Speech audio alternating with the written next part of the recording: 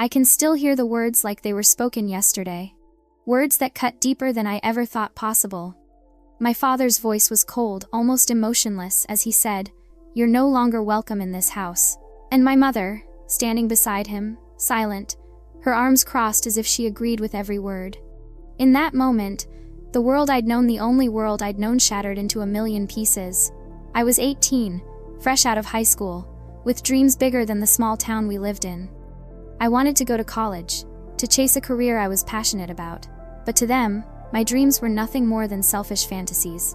"We didn't raise you to throw away everything we've done for you," my father continued, his voice laced with disappointment. My chest tightened as the weight of their disapproval crushed me. I wanted to explain, to plead, to make them understand why this mattered so much to me. But as I opened my mouth, the words caught in my throat, swallowed by their unyielding stares. They saw my decision to pursue my dreams as a betrayal, a rejection of the life they had mapped out for me. My mother finally spoke, her tone icy and firm. "If you walk out that door, don't bother coming back." Her words hung in the air, sharp and final. For a moment, I thought it was a bluff, a cruel way to scare me into submission. But as I looked into her eyes, I realized she meant every word. I was no longer her child, not in the way that mattered. I stood there, suitcase in hand, the weight of my decision pressing down on me. Every fiber of my being screamed to stay, to apologize, to give in. But deep down, I knew I couldn't let their vision for my life overshadow what I truly wanted. So, I took a deep breath, blinking back tears, and whispered, "I'm sorry." Then I turned and walked out the door, leaving behind the only home I'd ever known. As the door slammed shut behind me, I felt a cold wind whip against my face, matching the icy emptiness growing in my chest. I had no idea where I was going, no plan, no safety. All I knew was that I couldn't stay, not if it meant losing myself. But as I walked away, a part of me hoped, prayed that they would stop me, that they would call me back, tell me they were proud of me for standing up for what I believed, that they would see me as more than just a disobedient daughter. They didn't. The silence from the house behind me was deafening. I was alone now, completely alone. And as the reality of that sunk in, a single thought began to form in my mind. One day, they'll regret this. One day, they'll understand. And that was the thought I clung to as I stepped into the unknown, terrified but determined to prove that I was more than what they thought of. They say family is supposed to be your safe haven, the place where you're loved unconditionally. But growing up, I often felt like love in my family came with conditions, expectations that loomed over every moment of my life. I was the eldest, the one expected to set the example. From the moment I was old enough to understand, my path was laid out for me. Good grades, a stable career, and eventually, taking over the family's small business. It wasn't just a suggestion, it was a rule written into every conversation, every decision, every plan for my future. But no one ever asked me what I wanted. As a child, I didn't even realize I had the option to dream for myself. I tried so hard to be the daughter they wanted, straight A's, always polite, helping out at the shop after school. But no matter how much I did, it never seemed like enough. "Why can't you be more like your cousins?" my mother would ask whenever I faltered, her words cutting deeper than she realized. They were the perfect examples in her eyes. Obedient, hardworking, never stepping out of. I tried to shrug it off, to tell myself it didn't matter, but the comparison stung. Every time they praised someone else, it felt like a reminder that I wasn't good enough not to. And then there was my father. He wasn't cruel, not in the way you'd imagine, but his disappointment was always there, heavy and unspoken.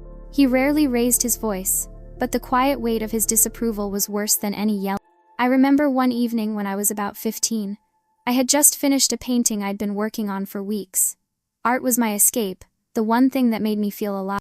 I was so proud of that painting, so eager to show it to them. When I brought it to the dinner table, my father barely glanced at it. "That's nice," he said, his tone flat and dismissive. Then he went back to talking about the shop, about how busy things had been and how much he looked forward to me helping full-time once I graduated. In that moment, I realized something. My dreams weren't important to them. My art, my passion, it didn't fit into their vision for my life, so it didn't matter.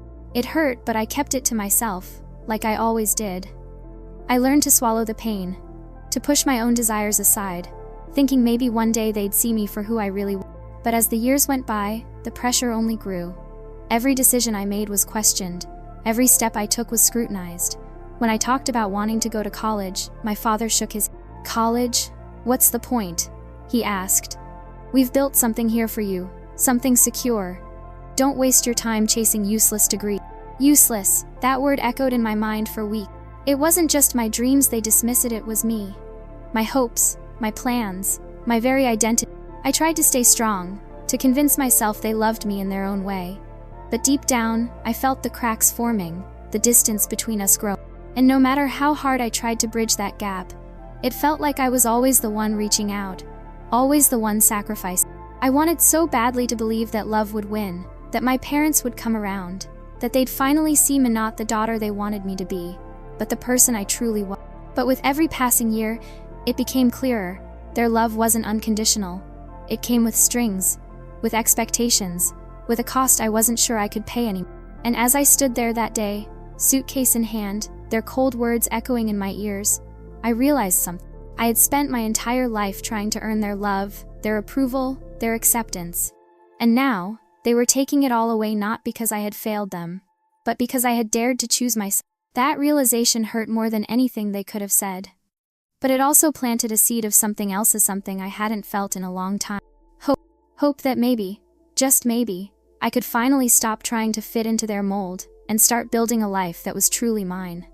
The days after I left were some of the hardest of my life.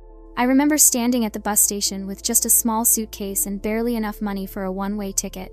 I had no idea where I was going or how I'd make it, but one thing was clear: I couldn't go back. At first, I stayed with a friend from high school.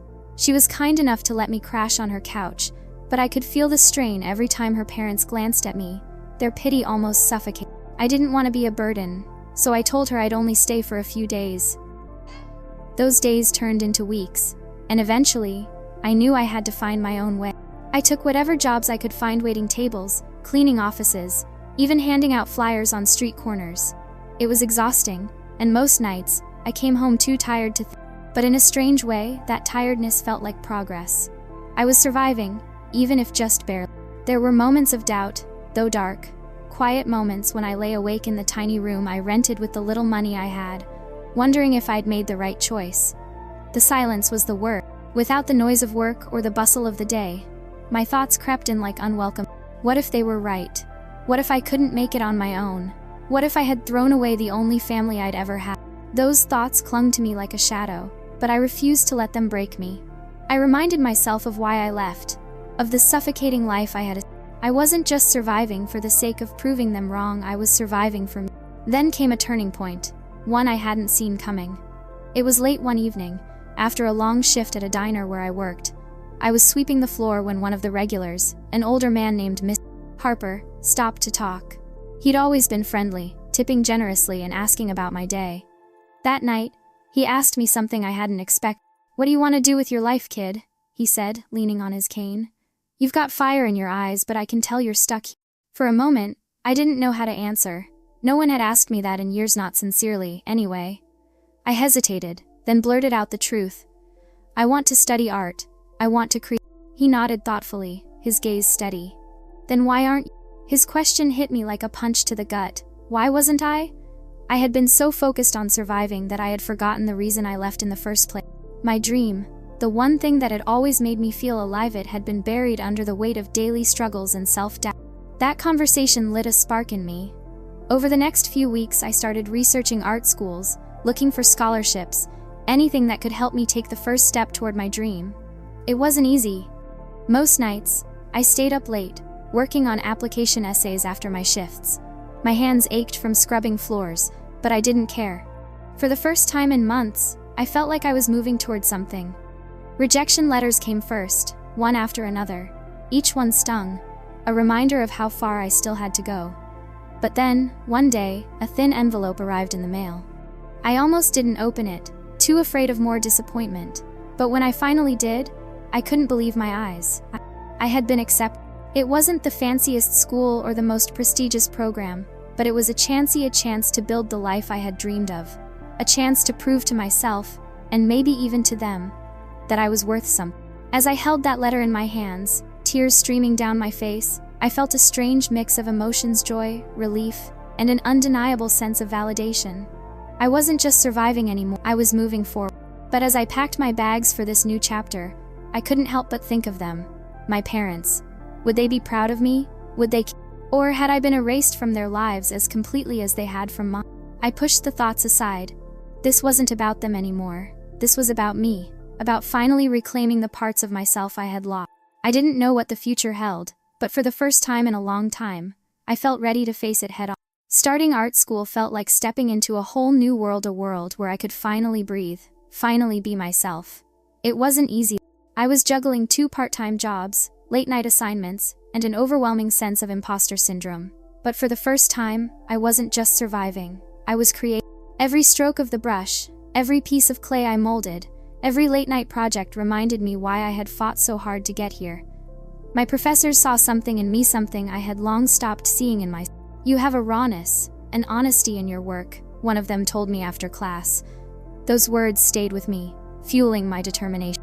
But even as I began to find my footing, the shadow of my parents' rejection still lingered. Every time I saw classmates celebrating milestones with their families' parents, cheering at exhibits or sending care packages, it reminded me of what I didn't have. I told myself I didn't need their approval anymore, but a small part of me couldn't help but wonder, did they ever think about me, miss me, regret their decision? Months turned into years, and slowly, my hard work began to pay off. I won a small scholarship for one of my paintings, a piece I had poured my soul in. It was called Fractured Ties, a raw depiction of the pain and strength that came from breaking away from my family. The painting resonated with people, and for the first time, I felt seen not just as an artist, but as a person. With that recognition came new opportunities. I was offered a chance to showcase my work at a local gallery, a small but significant step toward the future I had always dreamed of. I worked tirelessly, pouring every ounce of myself into my pieces, determined to make the most of the opportunity. The night of the exhibit arrived, and as I stood in the gallery, surrounded by my work, I felt a mixture of pride and nervousness. People wandered through, pausing to admire the paintings, some even asking to purchase them. It was surreal, like watching a dream come to life. And then, out of the corner of my eye, I saw them. My parents. I froze, my heart pounding in my chest. For a moment, I thought I was imagining it, but there they were, standing near the doorway, looking as out of place as I felt. My father's face was unreadable, but my mother's eyes darted around the room, taking in the paintings, the people, the success I had built without. I didn't know how to feel. Anger? Sadness? Relief? A part of me wanted to run, to avoid the confrontation I had feared for so long. But another part of me, the part that had fought tooth and nail to get here, refused to hide. I took a deep breath and walked toward them. My mother noticed me first, her expression shifting from discomfort to something softer, something almost apologetic. My father turned, his face briefly flickering with what I thought might be pride, though he quickly masked it with his usual stoicism. "We saw your name in the paper," my mother said, her voice hesitant. We didn't know you were doing so well." I didn't respond right away, letting her words hang in the air. For years, I had dreamed of this moment, of them seeing me, acknowledging me. But now that it was here, I didn't know what to say. "Why are you here?" I finally asked, my tone sharper than I intended. I wasn't ready to make it easy for them. My father cleared his throat, shifting uncomfortably. "We wanted to see your work, too, to see you." The vulnerability in his voice caught me off guard. This was a man who had never admitted fault, never shown weakness. And now, standing in front of me, he seemed smaller, somehow less certain, less unyielding. For a long moment, none of us spoke. The silence stretched between us, filled with years of unspoken words and unresolved pain. Finally, my mother broke the silence. "We made a mistake," she said, her voice trembling. "We thought we were doing what was best for you, but we were wrong. You've done so much, and we're so proud." Her words hit me like a wave, stirring emotions I wasn't prepared to confront. I had spent so long resenting them, mourning the family I had lost, that I hadn't allowed myself to imagine a moment like this. Part of me wanted to forgive them right there, to let the past go. But another part of me, the part that had carried the weight of their rejection for so long, wasn't. "I don't know what you expect me to say," I replied, my voice steady but firm. "You disowned me. You left me to figure it all out on my own. And now, after all these years, you want to come back." I saw the pain in their eyes, the guilt etched into their faces. For the first time, I realized they weren't the infallible figures I had once thought them to be. They were flawed, human, capable of mistakes. But was that enough? "I'm not the person you disowned anymore," I continued. "I've built a life for myself without your help, without your support." I'm proud of what I've accomplished, but I'm not sure I can just forget everything you put me through. My mother nodded, tears welling in her eyes. We're not asking you to forget, she said softly. We just want a chance to make things right. Their words hung in the air, leaving me to wrestle with emotions I thought I had buried. This was the moment I had wanted for so long, the moment where they finally saw me, acknowledged. But was it enough to heal the wounds they had left behind? I didn't have an answer, not yet. But as I stood there, facing the people who had shaped so much of my life, I realized one thing. I held the power. I had the strength to choose whether to let them back in, or to keep them at arm's length.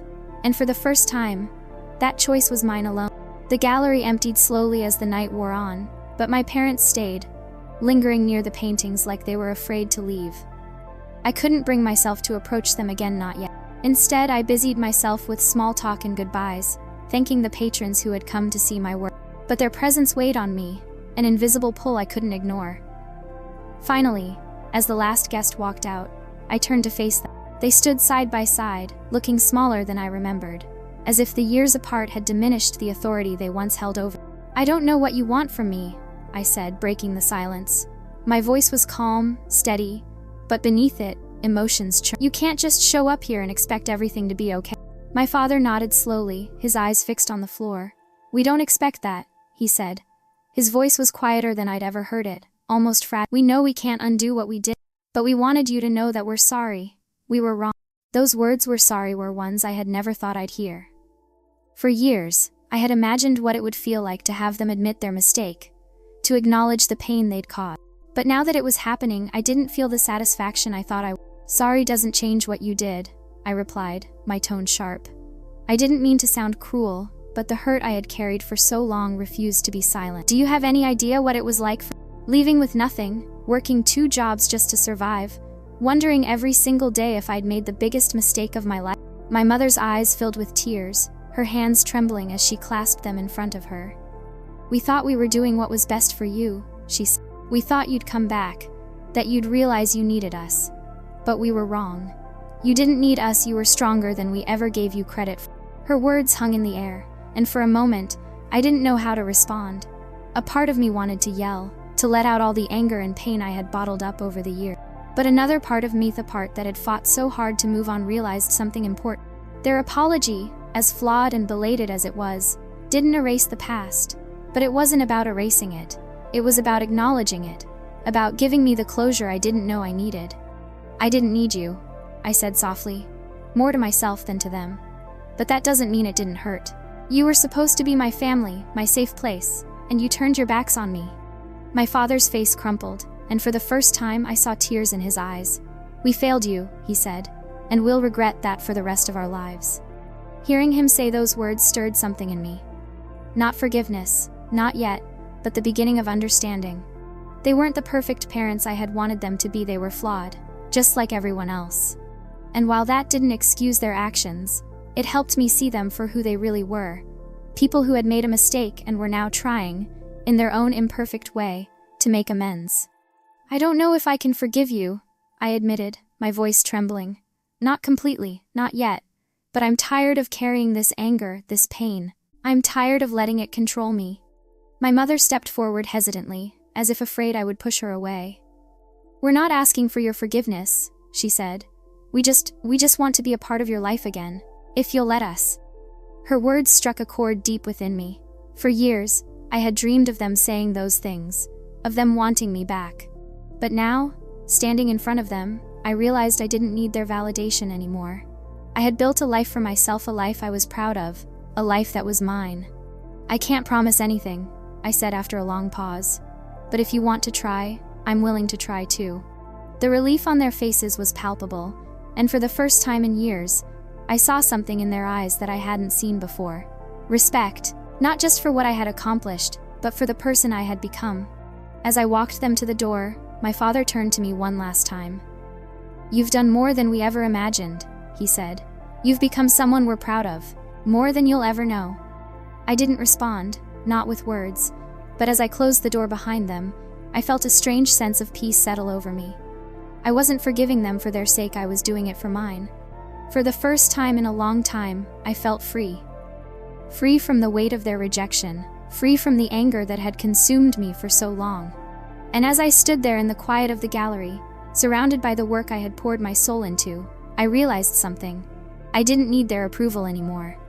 I had already proven my worth not to them, but to myself. That night, as I stood alone in the gallery, the echoes of the evening still lingering in the air, I felt an overwhelming sense of calm. The past few hours had been a whirlwind of emotion, anger, sadness, relief, but now, in the quiet, I could finally breathe. I looked around at my paintings, each one a piece of my journey, a reflection of the struggles I had endured and the strength I had found. They weren't just art, they were pieces of my soul, laid bare for the world to see. For the first time, I allowed myself to feel proud not just of my work, but of the person I had become. As I locked up the gallery and stepped out into the cool night air, my phone buzzed in my pocket. It was a message from my mother. "Thank you for giving us a chance. We'll spend the rest of our lives earning it." I stared at the words for a long time, unsure how to respond. Part of me wanted to ignore it, to protect myself from the vulnerability of letting them back in. But another part of me, the part that had fought so hard to find peace, realized something. Forgiveness didn't mean forgetting. It didn't mean erasing the hurt or pretending it didn't happen.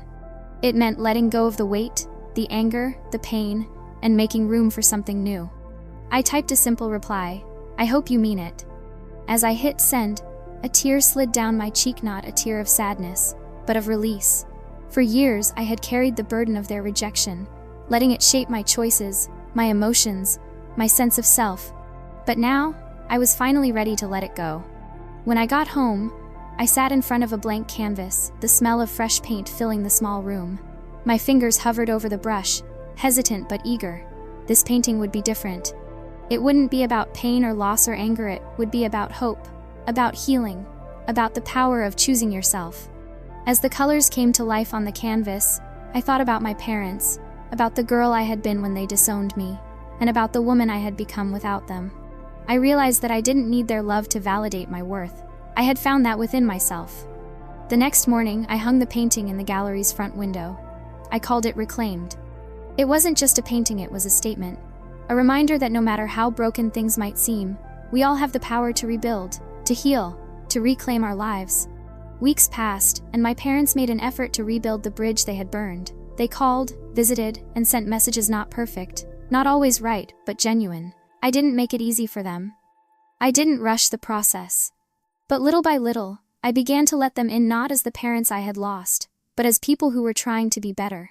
One evening, as we sat together over coffee, my father looked at me with a softness I had never seen before. "I'm sorry it took us so long to see you for who you are," he said. "You've become someone we don't just love, we admire." For the first time, I believed him. As I walked them to the door that night, I felt something shift inside me. Not closure, exactly, because some wounds never fully held at peace. I wasn't defined by their rejection anymore. I wasn't waiting for their love or their approval. I had found my strength, my worth, my place in the world. And as I stood in the doorway, watching them leave, I whispered softly to myself, "I'm proud of you," not to them but to me.